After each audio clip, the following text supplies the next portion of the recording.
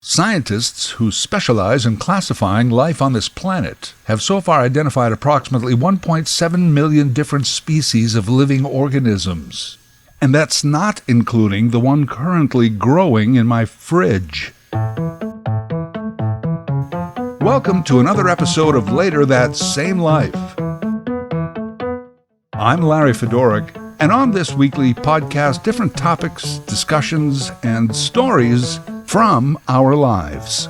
Season 8, Chapter 8. Animal. Relative. Overall, I'd say we humans have a strange relationship with animals. Maybe because we are the number one animal on the planet. We are. I don't think it's too smug to say so. And besides, what other animal is really going to argue? Talking dog, maybe. We are number one. And for better or for worse, we run the world. If another animal is living somewhere that we want to live, we run them off their land without recompense or reparation. If we feel threatened by another animal, we shoot them, usually without consequence. We also put them in cages for our amusement, and many of the rest of the animals we eat. Hey, not only do we eat animals, but in some cases we actually raise, feed, and care for them just so that we can eat them later. I get it. I believe the data. Raising animals for our own consumption is not sustainable. But it's their fault for being so delicious. Every day, more and more people become vegetarians, and I respect that. I am not a vegetarian, but I try and only eat animals who are. That's my contribution. We probably shouldn't eat animals at all. But as humans, when you've been the number one animal for as long as we have, it's difficult for us to take advice.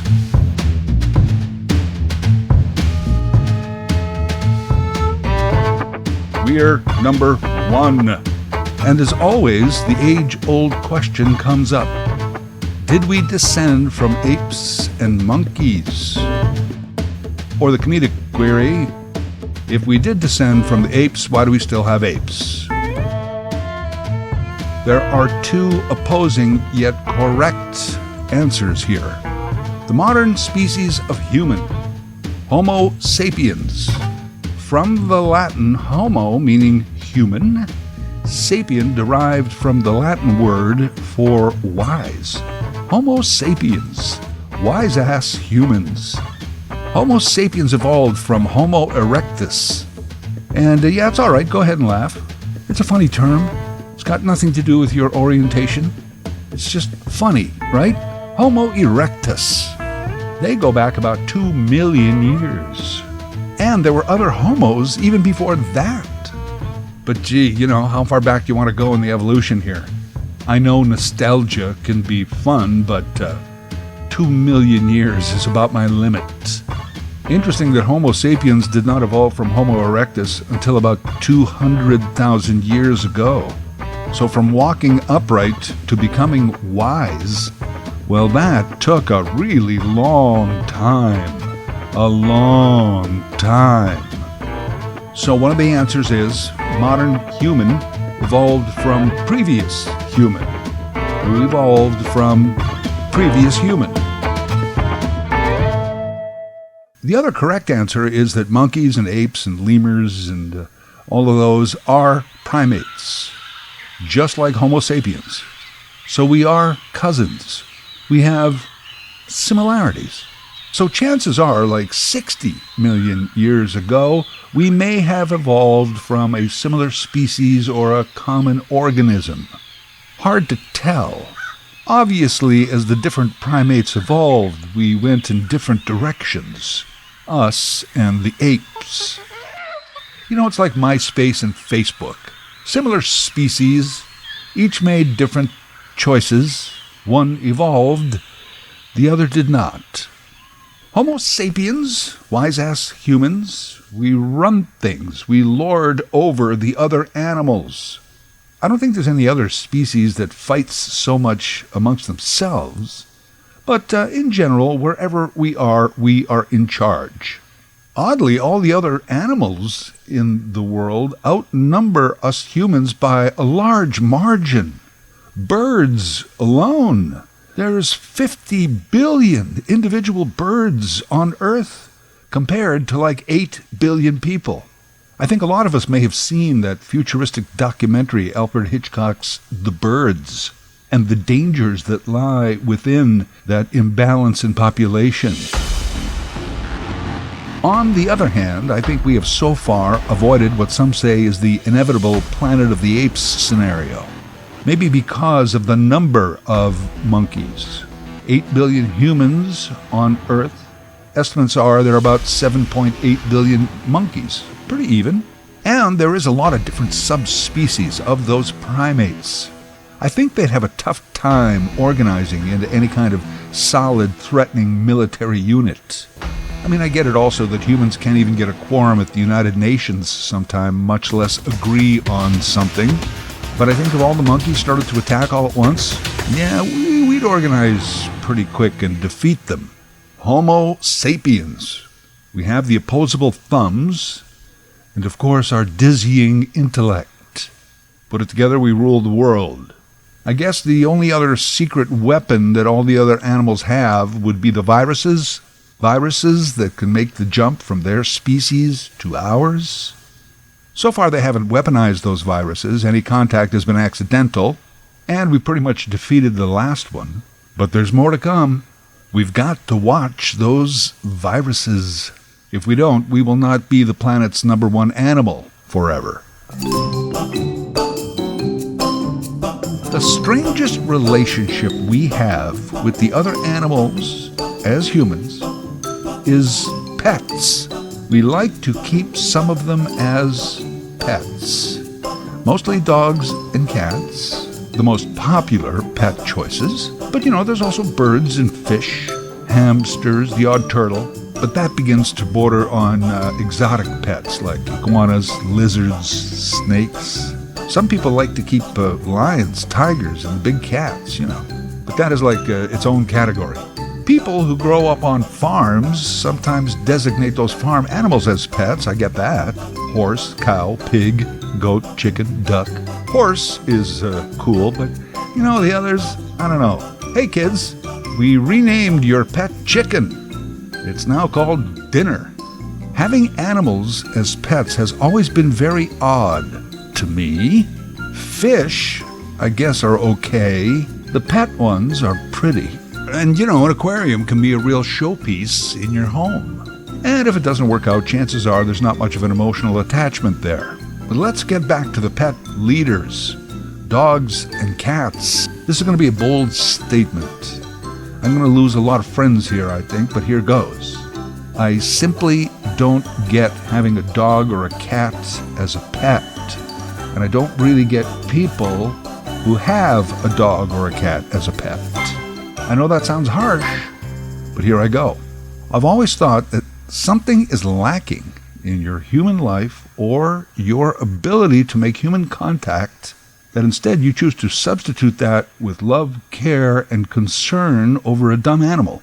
Oh yes, they can be adorable. They can be fun for the kids. But really, think about it. All you've really done is confine this animal to your own living quarters for your own personal satisfaction. I have never seen anyone's dog or cat who seems happy to be there. Never. Well, rarely. Occasionally you get a friendly, bouncy dog jumping up on you. I don't think he's happy. I think he's more like, oh wow, look, someone from the outside. Tell me, what's it like out there? I yearn to be free. The rest of the pet dogs and cats in the world have simply consigned themselves to their meager existence.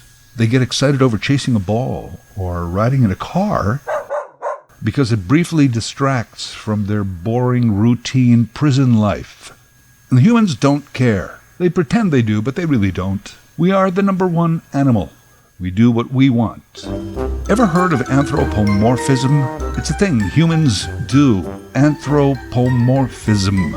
It attributes human qualities to an object or animal.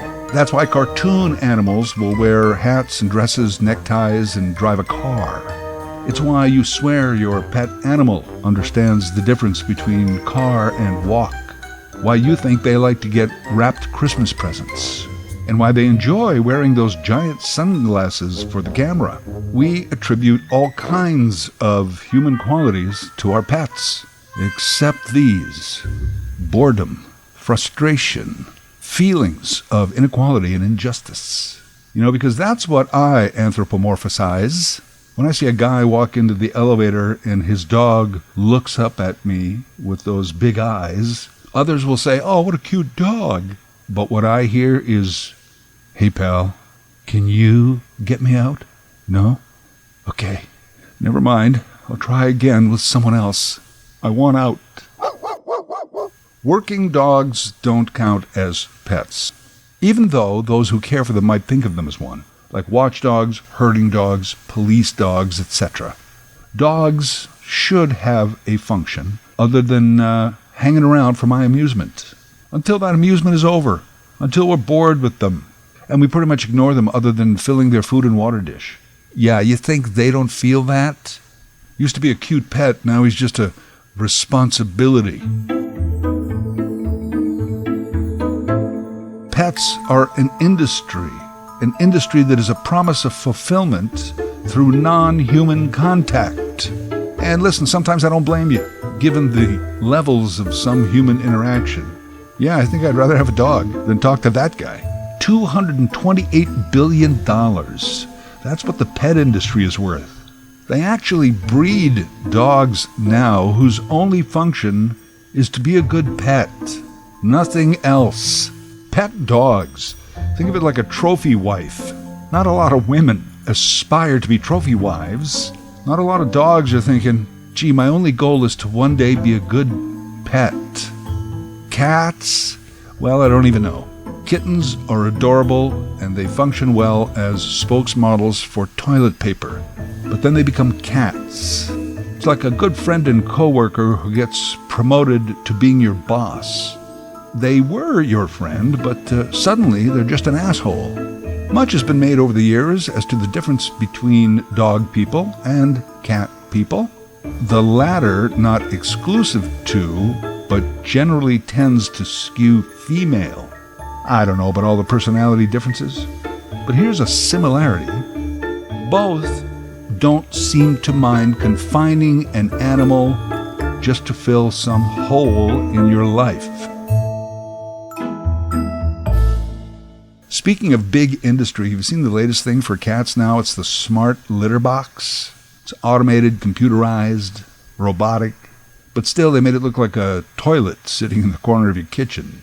A decent one will run you around $1,000, $1,000, just so you don't have to constantly smell that adorable pet you claim you love, the one who mostly ignores you anyway. Yes, definitely the strangest relationship that humans have with animals. Domestication for pet purposes. There are the working animals out there. And by the way, in the category of working animals, I do not count animals that are in zoos or circuses. Granted, they are working in show business, but I'm talking about hard-working physical labor, working animals. And that, for the most part, is the horse. Sometimes still the odd oxen, in some places the camel. Horses helped build the world. They were always the big, workhorse, until we invented machinery, and even after that, we often measured machinery's output in terms of horsepower. Still do. Horsepower. It's a unit of measurement. Although, I don't know, you mean to tell me if you attached 600 horses to a wagon, they could do a lap at the Indianapolis 500 as fast as a 600 horsepower race car? I actually doubt it. We like to ride horses for our own recreation. We enjoy watching other people ride them to see which horse can run the fastest. I actually know which horse is the fastest, and I'm willing to put money on it. We like to watch people jump horses at the Olympics. And although I believe that equestrians do have a skill set, it's the rider who gets the gold medal for winning, and the horse gets a sugar cube and an apple. Some cities still have those horse-drawn carriages as a downtown tourist attraction. Horses pounding the pavement, breathing exhaust fumes just to haul around some lazy sightseers. Have you looked at those horses? They don't look happy. They're like, I just can't wait to get home tonight and get my shoes off. Anything involving the royal family seems to require a lot of horses. I guess, hey, why not? If you're going to be stuck in the past, why not use the old-fashioned conveyance? Bears are interesting. Humans pretty much are racist when it comes to bears. The white bear. He gets put on a coin. Everybody helps save the white bear, the plight of the white bear. But hey, black bear, don't even come to town and get near my garbage or I'm calling the cops. Then there's the panda. Of course, you know what I heard? I heard the Chinese embed them with surveillance chips so they can gather information about the countries where they send them. Well, in truth, the panda bear is probably about the last bit of accepted diplomatic currency that China has left. The other bit of human quality we often attribute to animals is intelligence. As in, my dog is real smart. But we always forget to add the phrase, for a dog. I got a horse, he's super smart. For a horse, you know, the fact that he can stand up on his hind legs every time you crack a whip is not a measure of intelligence. Unless, of course, you are dumbing it down to horse level. Tell me when he can write code or pass a high school physics exam. Then we'll talk smart. You know what animal a lot of people say is very smart? The whale. Jeez, I just don't know. You know, you're an air-breathing mammal, but you live under the water? You've had millions of years to evolve out of that. You know, grow some legs or wings or whatever, and live in the fresh air that you so need. Nope. Underwater. I mean, kudos, I guess, for figuring out how to do that. But overall, that just sounds stupid. Can you imagine, by the way, if whales did morph into an avian creature? Flying whales? That would be something. I wouldn't park my car anywhere near a flock of them, but it would be something. Whales, not that smart. And by the way, your music, well, not that good. If you make music and the only people who say it's good are your friends, take a clue from that.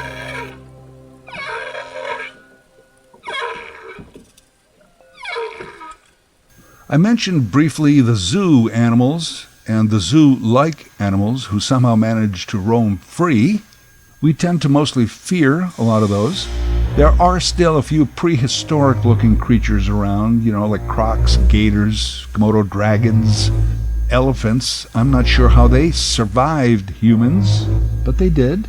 Giraffes. Don't even know what to make of that. They're like the odd child of some prehistoric mixed marriage. And then there's the shark. That seems like a 10-million-year-old idea.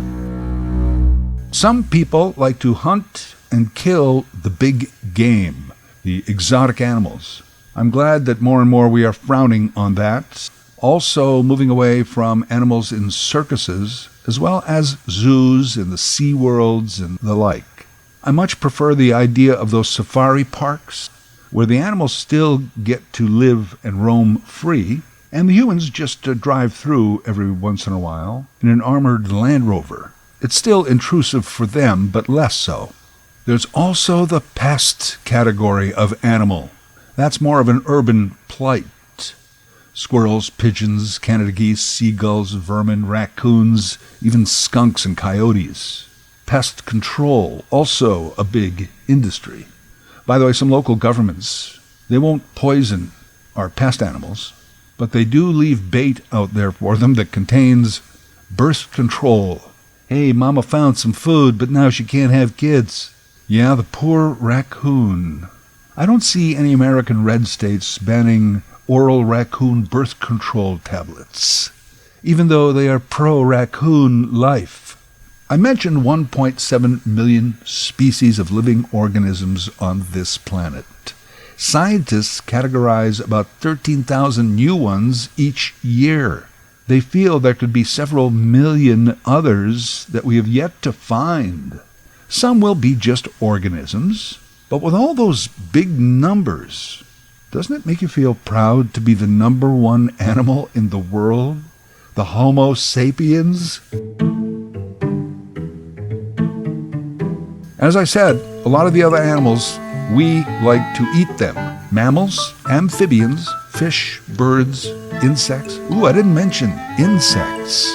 That's a huge animal world. And there was an entire school of thought that we should be eating more of them. They're high in protein, and they have a lot of, nutrients. And they're in abundance.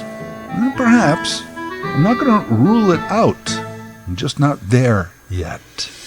The animals, we hunt them, we cage, we poison, we eat, we keep them as pets, and by and large try and rule and control all the other animals in the world, all to maximize our living experience as humans. If a species has to be driven to extinction to maintain our lifestyle, well, so be it. To be clear, I do believe that all animals are important. I believe in the natural order and maintaining it as best we can. But hey, we're only Homo after all, and sapien often in name only.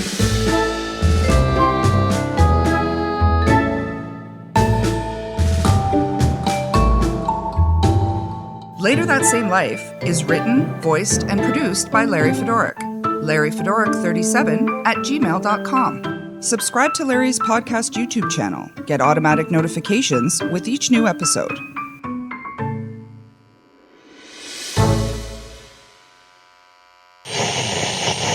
Nature, as we have experienced it over these years, has been a treasure chest of wonders. And if we protect our natural heritage, there will always be memorable moments in the wild kingdom.